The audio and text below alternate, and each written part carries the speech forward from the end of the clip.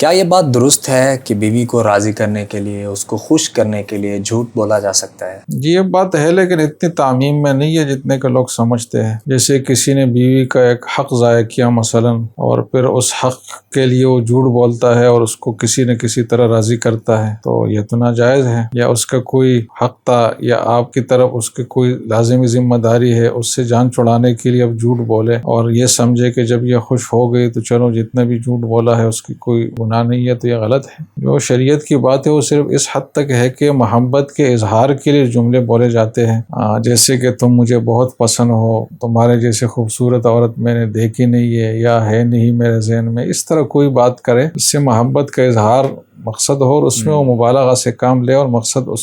کا یہی ہو کہ تعلقات میں بہتری آئے، تو صرف اس حد تک اجازت ہے۔ اور یہ بھی عام نارمل حالات میں خواہ میں نہیں، بلکہ یہ وہاں جہاں چپقلش کی کوئی صورت ہو رہی ہو اور حالات خرابی کی طرف جا رہے ہو اور اس حالات کو خرابی سے نکالنے کے لیے ایسا کیا جائے، تو شریعت کا جو عام اصول احون البلیتین کہ دو مصیبتوں میں سے ایک کم مصیبت کو اختیار کیا جائے، اسی اصول کے تحت پھر اس کی اجازت ہے۔ اگر کوئی اس کا داعیہ نہیں ہے، خواہ میں اس کا دل خوش کرنے کے لیے جھوٹ بولے، تو اس کی بھی اجازت نہیں ہے۔ لیورزیہ کے الفاظ جن روایات میں آئے ہیں تو وہ الفاظ ثابت نہیں ہیں۔ فقہاء نے اس کی یہی تشریح کی ہے کہ یہ جو حکم ہے یہ اس عام اصول پر مبنی ہے، احون البلیتین، اور یہ جب بنے گا جب کوئی شبقلش کی صورتحال ہو، اب اس کو کم کرنے کے لیے، تناؤ کو کم کرنے کے لیے ایسا کہیں۔ اگر ایسی کوئی صورتحال نہیں ہے تو خواہ جھوٹ بولنا وہاں بھی جائز نہیں۔